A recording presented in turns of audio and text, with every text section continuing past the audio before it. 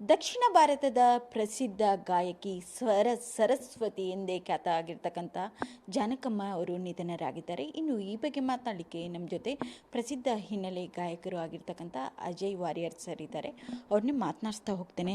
Sir, ಮೊದಲೇದಾಗಿ ಏನು ಹೇಳ್ತೀರಾ ಸರ್? ಕಷ್ಟವಾದ ಪರಿಸ್ಥಿತಿ ಇದು. ಅವ್ರ ಬಗ್ಗೆ ಈ ಒಂದು ಸಿಚುವೇಷನಲ್ಲಿ ಮಾತಾಡೋದಂದರೆ, first of all it's a fact. ನಾವು ಅವ್ರನ್ನ ಕಳ್ಕೊಂಡಿದ್ದೀವಿ, ಪ್ರತ್ಯಕ್ಷವಾಗಿ ಕಳ್ಕೊಂಡಿದ್ದೀವಿ ಅನ್ನೋದನ್ನು ನಾವು ಒಪ್ಕೊಳ್ಳೇಬೇಕು, ನಾವು ಆ್ಯಕ್ಸೆಪ್ಟ್ ಮಾಡಲೇಬೇಕು. ಆದರೆ ಹಾಡಿನ ಮೂಲಕ ಅವರು ಕೊಟ್ಟಿರುವಂತಹ ಎಷ್ಟು ಸಾವಿರ ಹಾಡುಗಳು, ಅದರ ಮೂಲಕ ಖಂಡಿತ ನಮ್ಮಲ್ಲಿದ್ದಾರೆ ಅವರು ಅಂತ ನಾನು ನಂಬಕ್ಕೆ ಇಷ್ಟಪಡ್ತೀನಿ. ಅದನ್ನೇ I would want to follow also.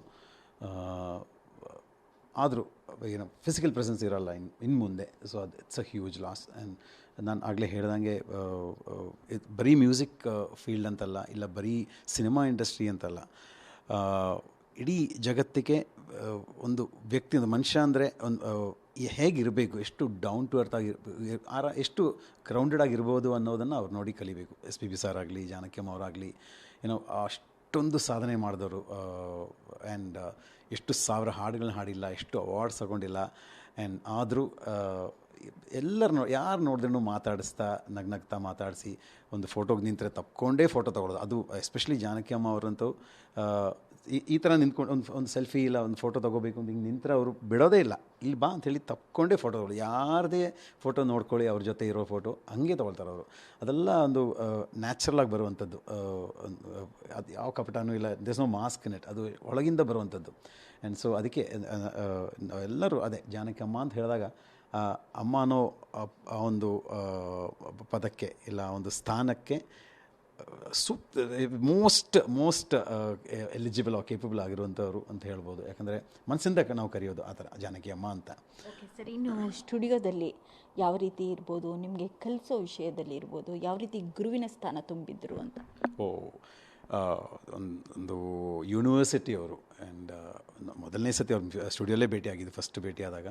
And ಸುಮ್ಮನೆ ಏನೋ ಒಂದು ಹಾಡಿಸಿದ್ರು. ಆ್ಯಂಡ್ ತುಂಬ ಚೆನ್ನಾಗಿ ಹಾಡ್ತೀಯಾ, ಇದು ಈ ಥರ ಹಾಡಿದ್ರೆ, ಅದನ್ನು ಆ ಥರ ಹಾಡಿದ್ರೆ ಅಂತ ಹೇಳ್ಕೊಡೋದು ಎಷ್ಟು ಸೂಕ್ಷ್ಮವಾಗಿ ಅವ್ರು ಹೇಳ್ಕೊಡ್ತಾರೆ ಅಂದರೆ ಕಲಿಯೋಕ್ಕೆ ತುಂಬಾ ಇದೆ. ಇನ್ನೂ ಅವ್ರ ಹಾಡುಗಳನ್ನ ನೇರವಾಗಿ ಇನ್ನೂ ಅವ್ರು ಹೇಳ್ಕೊಡೋಕ್ಕಿಲ್ಲ. ಆದರೂ ಅವ್ರ ಹಾಡನ್ನು ಕೇಳಿದಾಗ ನಾವು ಕಲ್ತಿರೋ ಹಾಡನ್ನೇ ನಾಳೆ ಮತ್ತೆ ಕೇಳುವಾಗ ಮತ್ತೆ ಏನೋ ಒಂದು ಇರುತ್ತೆ. ನಾಡಿದ್ದು ಮತ್ತೆ ಅದೇ ಹಾಡನ್ನು ನಾವು ಪಕ್ಕ ಆಗಿದ್ದೀವಿ ಅಂತ ಒಂದು ಭರವಸೆ ನಮಗಿರುತ್ತಲ್ಲ. ಮತ್ತೆ ಹಾಡನ್ನು ಕೇಳಿದಾಗ ಎಲ್ಲೋ ಒಂದು ಯಾವುದೋ ಒಂದು ಸಾಲಲ್ಲಿ ಮತ್ತೆ ಏನೋ ಒಂದು ಬಿರುಕುಗಳಿರುತ್ತೆ. ನೆವರ್ ಎಂಡಿಂಗ್ ಅದು. ಅವ್ರು ಎಲ್ಲ ಹಾಡುಗಳನ್ನ ಕೇಳಿದ್ರೆ ಒಂದು 10 ಹಾಡು ತೊಗೊಂಡು ಕೇಳಿದ್ರೆ ಆಯಿತು. That itself is like learning. ನಾನು ಹೇಳ್ದಂಗೆ ಯೂನಿವರ್ಸಿಟಿ ಅವರು. ಸೊ ಆ್ಯಂಡ್ ಅವ್ರು ಹೇಳ್ಕೊಡೋ ರೀತಿ ನೋಡಬೇಕು. ವಿಡಿಯೋಸ್ ಹಲವಾರು ಇರುತ್ತೆ. ಆ್ಯಂಡ್ ಎಸ್ಪೆಷಲಿ ಈಗಿನ ಜನ್ರೇಷನ್ ನಾನು ಹೇಳೋಕ್ಕೆ ಇಷ್ಟಪಡ್ತೀನಿ, ಕೇಳಿ ಇಂಥ ದಿಗ್ಗಜರ, ಇಂಥ ಲೆಜೆಂಡ್ಸ್ ಹಾಡುಗಳನ್ನು ಕೇಳಿ. And there is nothing like it. ಅದರಿಂದ ನೀವು ಕಲಿಯುವಂತಹ ಪಾಠ ಎಷ್ಟಿರುತ್ತೆ ಅಂದರೆ, ನಿಜವಾಗ್ಲೂ ಸೂಕ್ಷ್ಮವಾಗಿ ಕೇಳಿದರೆ that itself is enough. And ನಿಮಗೆ ನಿಜವಾಗ್ಲೂ to fine tune yourself the songs that these legends have given, that is more than enough. ಯಾವಾಗ ಲಾಸ್ಟ್ ಭೇಟಿಯಾಗಿದ್ದು ಸರ್ ನೀವು? ಸುಮಾರು ಆಯಿತು. I think before Covid. Mysuru ಶೋಗೂ ಹೋಗಿದ್ದೆ ನಾನು. ಅವರ ಕೊನೆಯ ಶೋ ಅಂತ ಹೇಳಿ, ನಾನು ಇನ್ನೂ ಮುಂದಕ್ಕೆ ಹಾಡಲ್ಲ ಅಂತ ಹೇಳಿದ ಶೋಗೆ ಹೋಗಿದ್ದೆ. ಬಟ್ ಅದರ್ವೈಸ್ ಮತ್ತೆ ಪರ್ಸ್ನಲಿ ಮೀಟ್ ಮಾಡೋಕ್ಕೆ ಆಗಿರಲಿಲ್ಲ. ಇತ್ತೀಚೆಗೆ ಒಂದು ಕಾರ್ಯಕ್ರಮ ಮಾಡಿದ್ರು ಬೆಂಗಳೂರಲ್ಲೇ, ಅವರೊಂದು ಟ್ರಿಬ್ಯೂಟ್ ಅಂತ ಹೇಳಿ, ಮಾನಸ ಹೊಲ ಅವರು ಸಿಂಗರು. ಸೊ ಆವಾಗಲೂ ಬರ್ತಾರೆ ಅಂತ ನಮಗೆಲ್ಲರಿಗೂ ಒಂದು ಹೋಪ್ಸ್ ಇತ್ತು. ಬಟ್ ಪಾಪ she'd want to travel and ಆ ರೀತಿ. ಸೊ ಆಯಿತು, ಒಂದು 8 years ಆಗಿದೆ ಮೀಟ್ ಮಾಡಿ. ಎಂತೂ ಆಗಿದೆ, 8 years ಆಗಿದೆ. ಎಸ್. ಅವರ ಹಾಡುಗಳನ್ನು ನೆನಪಿಸ್ಕೊಳ್ಳೋದಾದರೆ ಏನು ಹೇಳ್ತೀರಾ ಸರ್? 48,000ಕ್ಕೂ ಹೆಚ್ಚು ಹಾಡುಗಳು, 48,000 ಸಾಂಗ್ಸ್ ಅಂದರೆ ಐ ಆಮ್ ಶ್ಯೂರ್ ಅದು ನಾವೆಲ್ಲ ಮಾಡುವಂಥ ತಪ್ಪೇ ಅದೇ.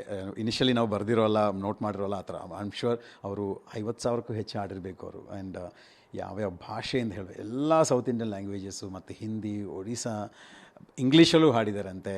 ಸೊ ಯಾವ ಹಾಡು. ಆ್ಯಂಡ್ ಅಫ್ಕೋರ್ಸ್ ಕನ್ನಡದಲ್ಲಿ ಬಂದಾಗ ಹಲವಾರು ಹಾಡುಗಳಿದೆ. ಒಂದು ಫೀಮೇಲ್ ಸಿಂಗರ್ ಅಂತ ಬಂದಾಗ ನಗು ಎಂದಿದೆ ಮಂಜಿನ ಬಿಂದು ಲಲಾ ಲಾಲಾ ಲಾಲಾ,